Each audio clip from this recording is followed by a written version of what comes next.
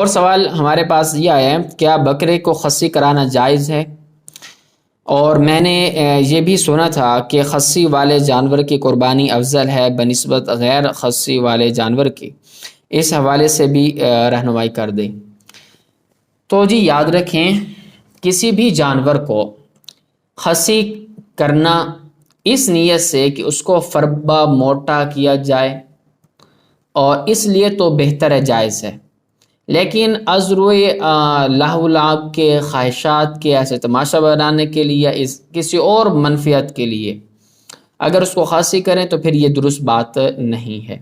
ہاں، اگر آپ خاصی کرنا چاہتے ہیں کہ اچھا ہو، موٹا ہو، کھائے پیے جان بنائے، پھر اس کو ہم قربانی پر ذبح کریں گے، تو پھر آپ بالکل اس کو خاصی کر سکتے ہیں۔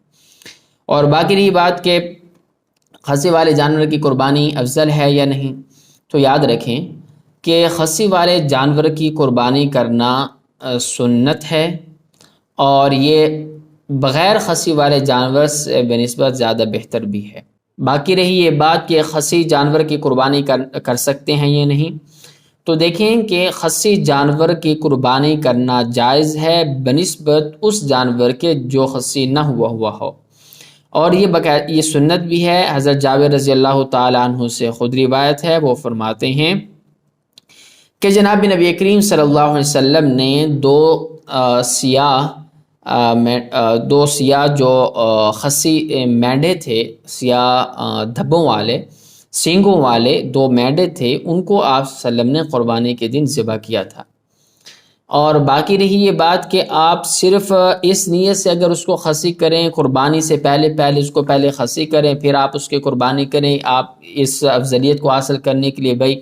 خصی کا جانور ہم ذبح کر رہے ہیں تو اس میں زیادہ ہمیں فضیلت حاصل ہوگی، بھائی ایسے یہ ٹھیک نہیں ہوتا، ایسے جائز نہیں ہوتا۔ یہ صرف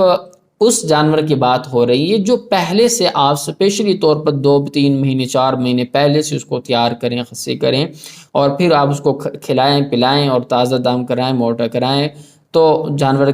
قربانی کے لیے اسپیشل تیار کریں، تو پھر آپ اس افضلیت کو حاصل کر سکتے ہیں۔ یوں نہیں کہ بس عین قربانی کے موقع پر ہی اسے 1-2 دن پہلے سے کر لیا کہ چلیں ہم بھی وہ کریں، تو پھر ایسا درست نہیں ہوتا۔